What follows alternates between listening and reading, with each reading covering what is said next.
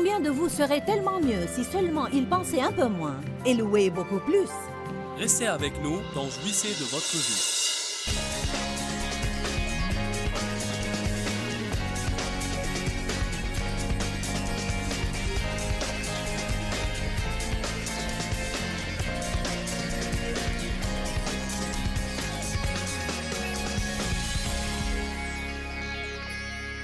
Nous vivons dans des maisons faites de pensées.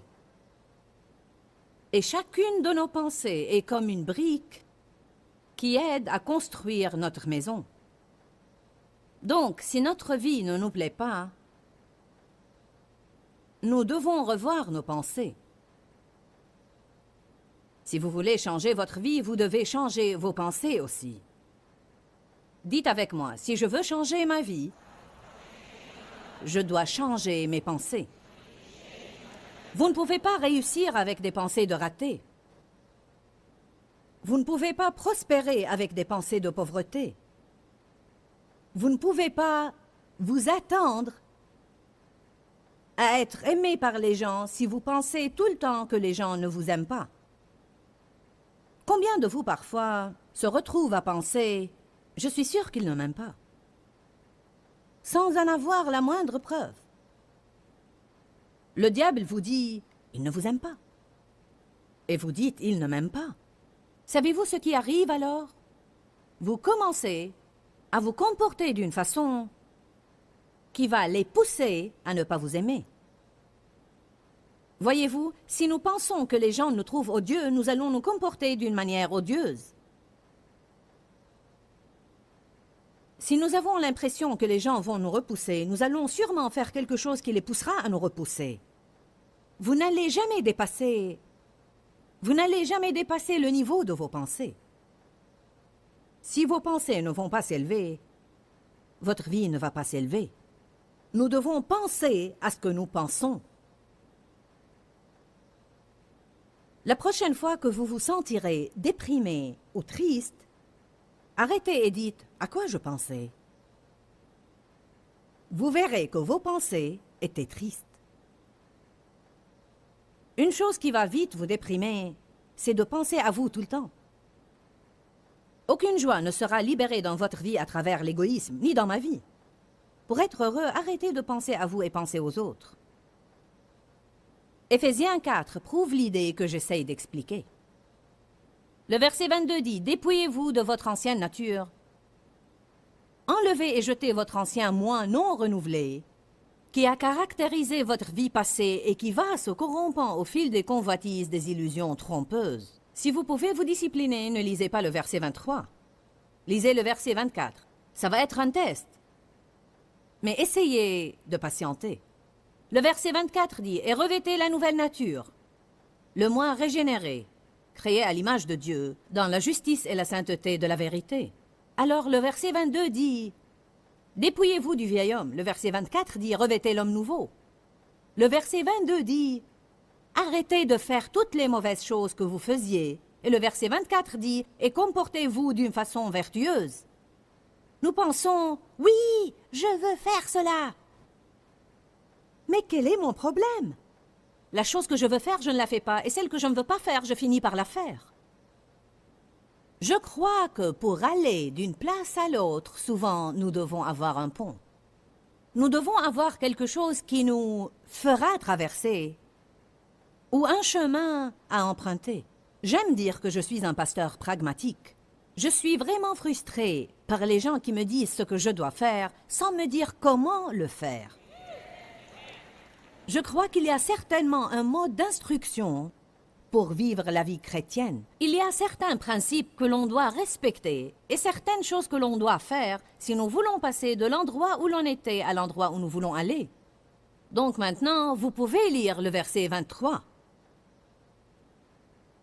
« Et soyez constamment renouvelés dans l'esprit de votre intelligence. » Tout en ayant une attitude mentale et spirituelle nouvelle. Soyez constamment, pas de temps en temps, pas une seule fois, soyez constamment renouvelés dans l'esprit de votre intelligence et gardez une attitude nouvelle. Dépouillez-vous du vieil homme. Changez vos pensées. Revêtez l'homme nouveau. Arrêtez de faire ce qui est faux. Changez vos pensées et vous commencerez à faire ce qui est juste. Comme j'ai dit la veille, dans ce monde, nous voulons attendre et voir le résultat bien avant de l'accepter. Je le crois parce que je l'ai vu. Mais dans le royaume de Dieu, nous devons le croire avant de le voir. Donc, Dieu dit, dépouillez-vous du vieil homme. J'agis toujours comme par le passé. Je sais que je suis régénérée, mais ma chair a encore le dessus. J'essaye tous les jours d'être bonne, mais je finis parfois par faire le mal. Plus je fais d'efforts, plus je fais le mal. J'entends tous ces sermons au sujet d'être bon, et je veux être bonne, mais je suis toujours mauvaise. Je suis ici, et j'essaie d'aller là-bas, et je ne sais pas quel est mon problème. Je voudrais être capable de dire que je me comporte bien.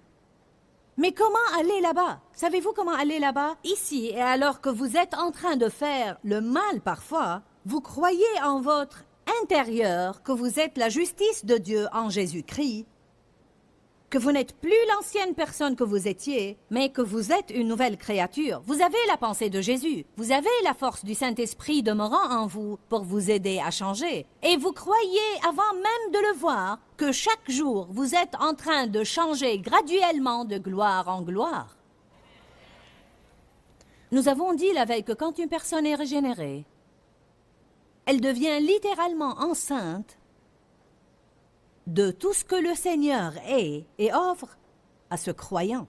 Jésus est nommé la graine. C'est un de ses noms, avec un G majuscule. C'est un de ses noms, la graine. Eh bien, dans la Bible amplifiée, dans 1 Jean, cela est expliqué un peu mieux et il dit que Jésus-Christ est la graine divine de Dieu Tout-Puissant. Donc, quand on est né de nouveau, Jésus est planté, si vous voulez, dans nos esprits. Il vient pour vivre en nous. Il a dit, je vais faire ma demeure en vous. Je serai votre demeure, et vous serez ma demeure. Je ne vous abandonne et ne vous délaisse point. Il est planté comme une graine, pas comme une situation finale où tout a été joué, mais il vient à nous comme une graine de tout ce que Dieu est. Eh bien, vous le savez, comme je le sais, quand une femme tombe enceinte, elle va partout racontant « je suis enceinte » et elle fait des projets pour ce bébé. Elle achète le lit du bébé et elle achète ses habits et elle fait des fêtes alors que vous ne pouvez même pas voir qu'elle est enceinte. Je ne le vois pas, vous ne l'êtes pas pour moi. Combien de femmes disent « je suis enceinte » mais vous n'en avez pas l'air. Je suis au 4e mois, mais vous n'en avez pas l'air. Eh bien, je suis enceinte. Elle se sent enceinte. Elle sent les changements qui ont lieu à l'intérieur d'elle, mais personne ne peut deviner ou voir la preuve encore.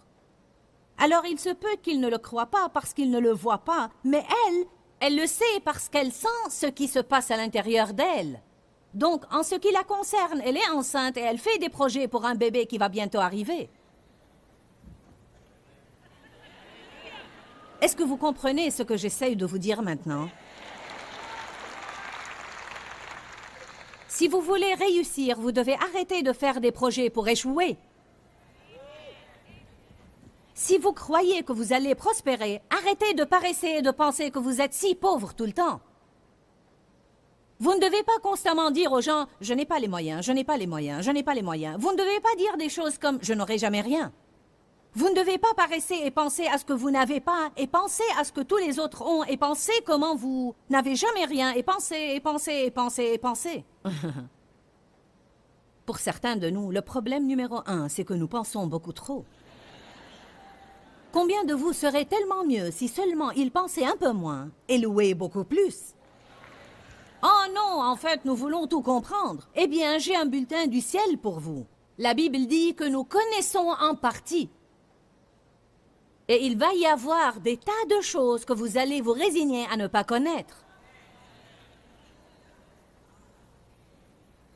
Et je vais vous dire, quand j'étais encore pauvre, j'ai commencé à dire « Je suis prospère, j'ai tellement d'argent que je ne sais que faire avec.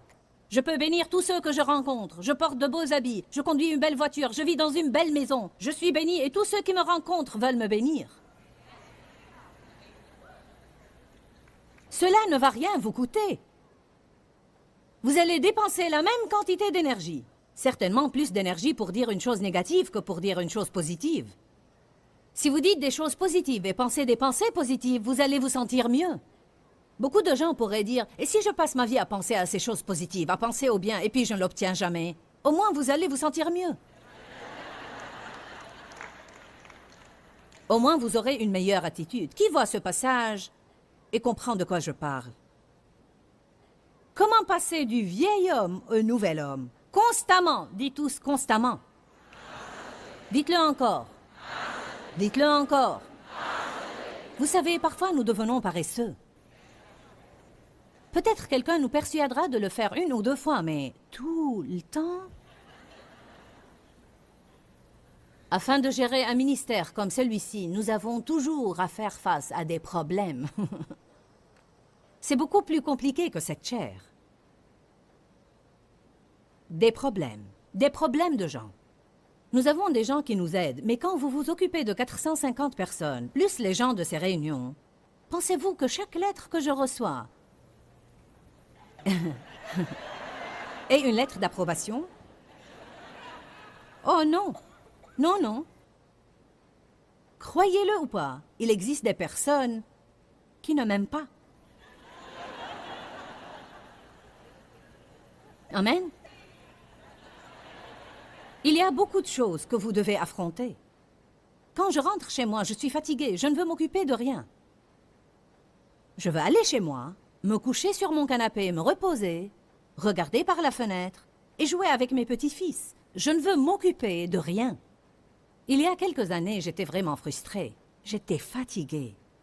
Je m'attendais à aller à la maison pour prendre un congé. Quand j'y suis arrivée, des choses se passaient et j'ai dû m'en occuper. On appelle ça l'affrontement. Combien de vous ne se soucient guère de l'affrontement? Savez-vous ce que l'on fait parfois? On laisse glisser les choses que l'on doit affronter et nos vies glissent avec. L'affrontement est une chose importante que vous devez faire si vous voulez avoir ce que Dieu veut vous donner.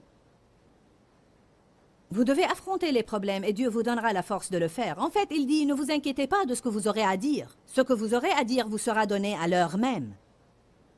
Dans ma frustration, j'ai dit à Dave, « Jusqu'à quand devons-nous affronter des problèmes chaque fois que nous nous retournons? »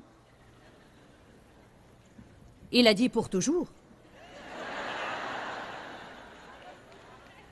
Je ne voulais pas entendre cela, mais je l'ai réalisé. J'ai pensé, oui, c'est vrai. Vous ferez bien de vous mettre une chose en tête. Vous allez constamment avoir à renouveler votre esprit et vous allez avoir à affronter les mensonges du diable qui attaquent votre esprit. Tant que vous êtes là sur la planète Terre, dans un corps physique, avec une âme, le diable va sûrement vous attaquer. Vous allez toujours avoir à affronter et à résister et à repousser la tentation.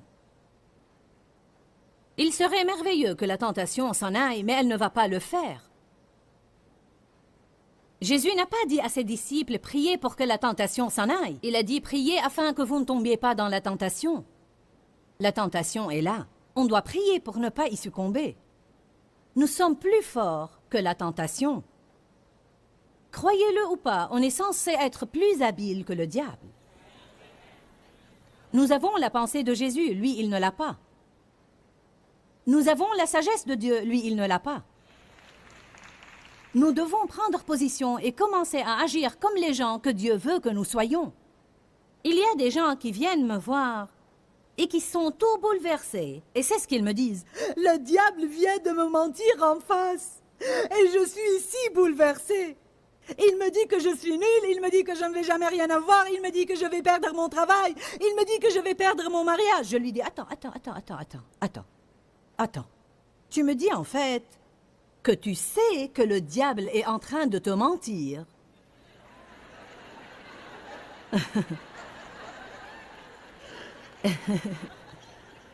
Et ça te bouleverse?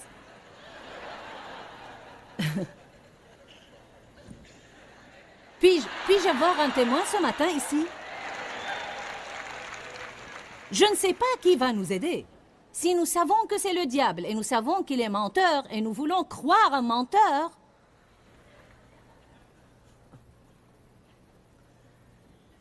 Aide-moi, Jésus.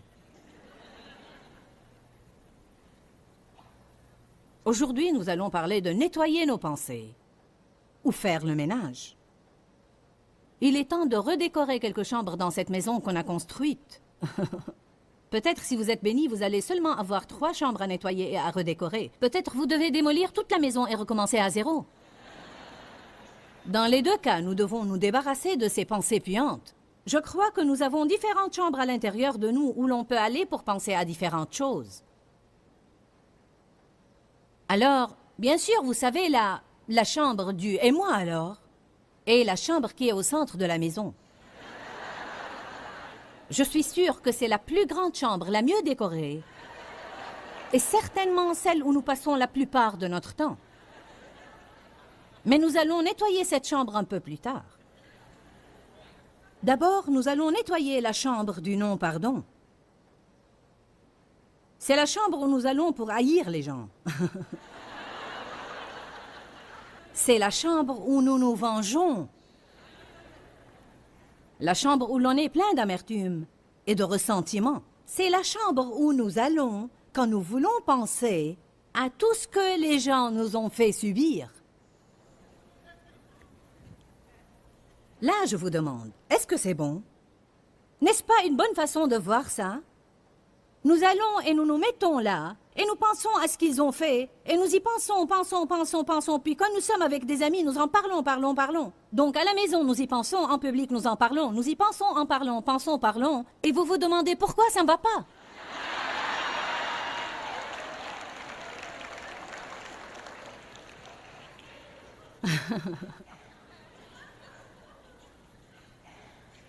Vous continuez à vous le rappeler. C'est comme si vous arrachiez la croûte d'une plaie.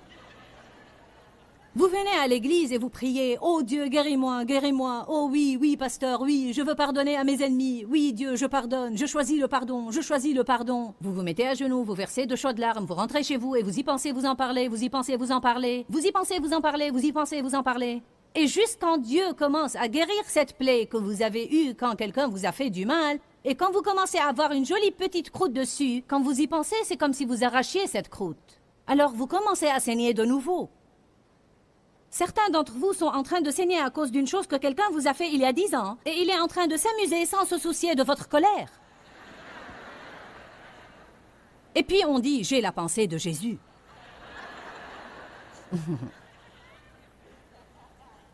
Est-ce que je m'exprime clairement ce matin?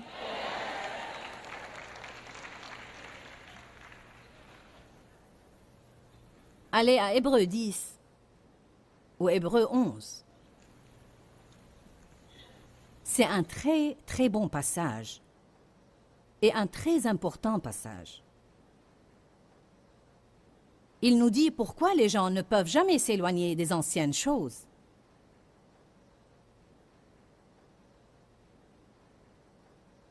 Vous savez, les Israélites sont sortis de l'esclavage en Égypte. Mais bien qu'ils étaient sortis de cet esclavage, leurs circonstances n'étaient pas comme ils s'attendaient. Ils avaient la mer Rouge. Ils en ont eu assez de manger la manne. Il y avait des montagnes là-bas. Il y avait des ennemis. Donc, à différents moments, ils voulaient revenir en Égypte parce qu'ils se disaient, bien que nous étions des esclaves là-bas, au moins on avait à manger. Nous nous rappelons des oignons et de l'ail et des poivrons que nous mangions en Égypte. On en a assez de cette manne. La même chose tous les jours, la même vieille chose, même chose, même chose, même chose. Dites-vous jamais à Dieu, j'en ai assez du même ancien désordre tous les jours. Au moins quand j'étais pécheur, je n'étais pas gêné de mon péché.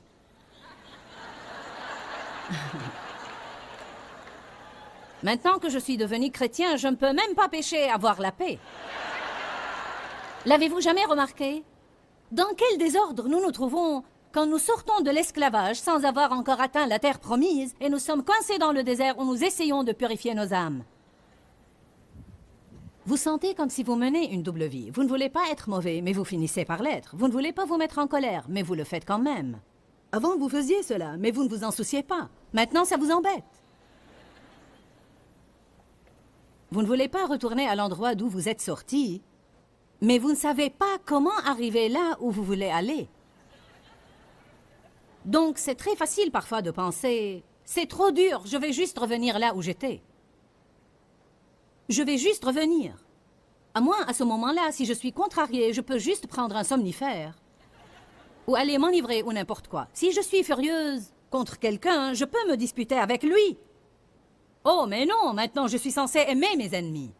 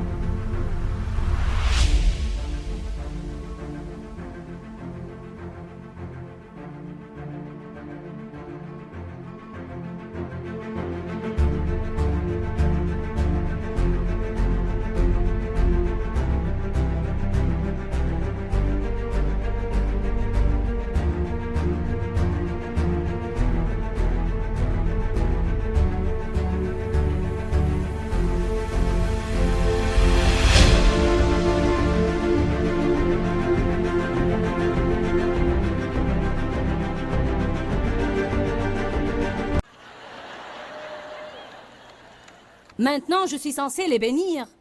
Être gentille envers eux et bonne avec eux. Eh bien, Dieu, je ne peux pas le faire.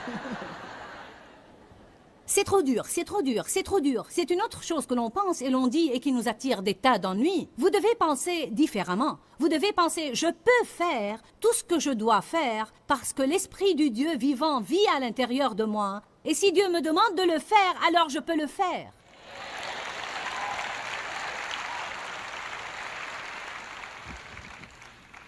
Je ne vais pas le prêcher ici, mais j'ai déjà préparé tout un message à ce sujet.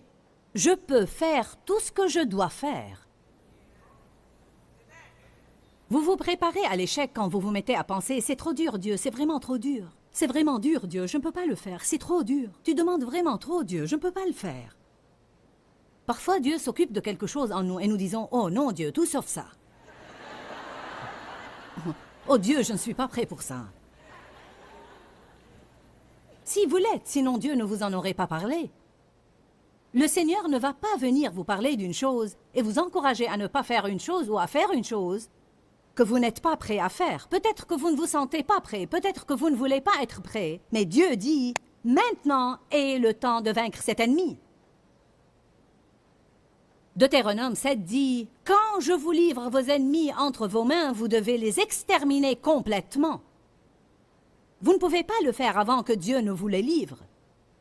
Mais quand Dieu dit « c'est le moment », alors c'est vraiment le moment. Et s'il dit que c'est le moment, alors il va certainement vous donner la force de le faire. Mais si vous ne vous sentez pas capable, vous devez réaliser que quand le moment viendra, la force viendra avec. Et c'est ce qu'on appelle la foi. Savez-vous combien de fois je n'ai aucune idée de ce que je vais dire jusqu'au moment où je me mets derrière cette chaire? Oh, j'ai un message. Je viens avec mon message. Mais ces réunions ne se réduisent pas à un message. J'ai passé des années à essayer de tout planifier dans ma tête avant d'arriver là, et j'ai trouvé que c'était du temps perdu parce que cela n'a jamais marché. Ou rarement, tout au plus. Alors je dois venir en me fiant à Dieu. Et cette affaire de confiance nous fait peur jusqu'à ce que l'on s'y habitue.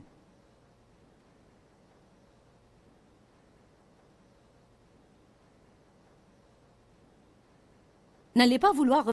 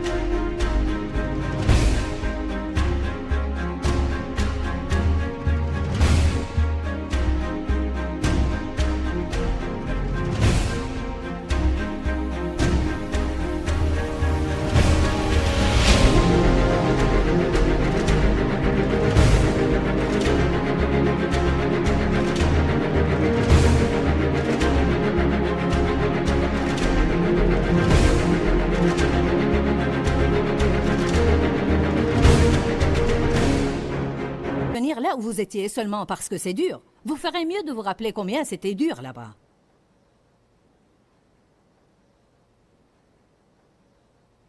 Hébreux 11:15. S'ils avaient pensé, avec souvenir nostalgique à ce pays d'où ils étaient sortis, ils auraient trouvé une occasion permanente pour y retourner. N'est-ce pas bien? Lisons-le de nouveau. Hébreux 11:15. Mais c'est la Bible amplifiée. Je ne sais pas exactement ce que disent les autres traductions, alors si vous n'avez pas celle-là, écoutez. S'ils avaient pensé, avec souvenir nostalgique, à ce pays d'où ils étaient sortis, ils auraient trouvé une occasion permanente pour y retourner. En d'autres termes, mes pensées peuvent me ramener de nouveau au désordre duquel je suis sorti. Pas étonnant que Galates 5:1 dise « Demeurez donc fermes dans la liberté que Christ nous a affranchis et ne vous laissez pas mettre de nouveau sous le joug de la servitude que vous avez une fois enlevée. » Bien que nous gagnions une liberté dans un domaine, nous devons toujours demeurer fermes dans ces domaines. Aujourd'hui au programme, nous avons parlé en fait de l'importance de nettoyer nos pensées. Maintenant, je veux dire que nous ne pouvons pas le faire sans l'aide de Dieu, car sans lui, nous ne pouvons rien faire. La Bible nous enseigne dans 2 Corinthiens chapitre 10 que nous devons renverser les imaginations erronées et renverser toute hauteur qui s'élève contre la véritable connaissance de Dieu. Cela nous apprend que nous devons penser à ce que nous pensons et que nous devons être responsables de nos pensées, vraiment responsables de nos pensées, et que nous ne devons pas penser à tout ce qui nous passe par la tête. Quand, Seigneur, quand? Dans ce livret, Joyce Meyer vous apprend à faire confiance au temps de Dieu. Pour obtenir ce livret gratuitement, écrivez-nous à Joyce Meyer, boîte postale 40095-6300, Larnaca, Chypre. Ou bien visitez notre site web www.joycemeyer.org/fr.